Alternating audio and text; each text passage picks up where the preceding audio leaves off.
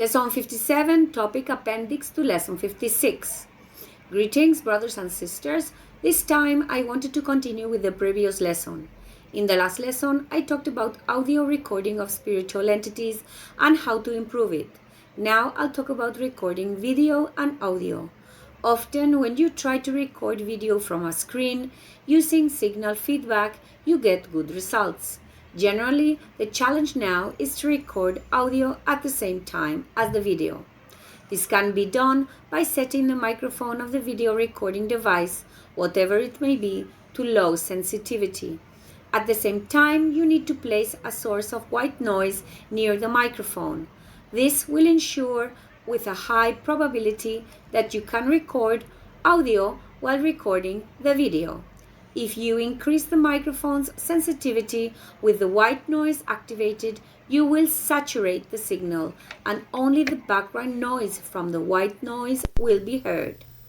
If you set the microphone to a medium level, you'll still be able to hear the noise. White noise is a key factor, and if you are planning to record the sound with a more sensitive microphone and without white noise, the results will be poor. This is generally because the spiritual entities are in places where there isn't much energy they can use. These are places where, as you say, there aren't any usable magnetic anomalies for them to perform at their best.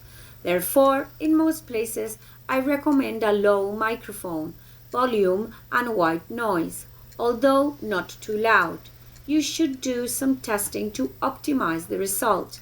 If the place has a lot of available energy for the spiritual entities to use to communicate and manifest, white noise won't be as important, but in that case you need good microphone isolation, or the place must be quiet enough so that ambient noise doesn't interfere with the recording.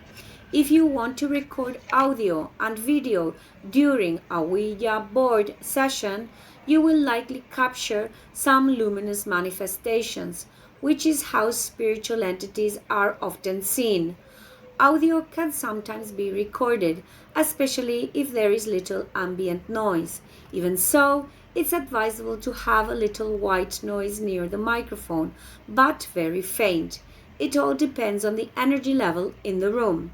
Obviously, regardless of the means you use to communicate with spiritual entities, whether technological methods or instrumental methods like the Ouija board, psychography, etc., what you must do above all is perform a good invocation. If you are in a group, it will be much more effective, always thinking positively about the Father, trying to cleanse the place of bad energy, and if possible, invoking a spiritual entity that you have as a guardian of the seances you hold as a group. There must always be a guardian spirit, so to speak, who is responsible for assigning the space to the spiritual entities that appear, so that they can communicate with you. It's like a gatekeeper, so to speak.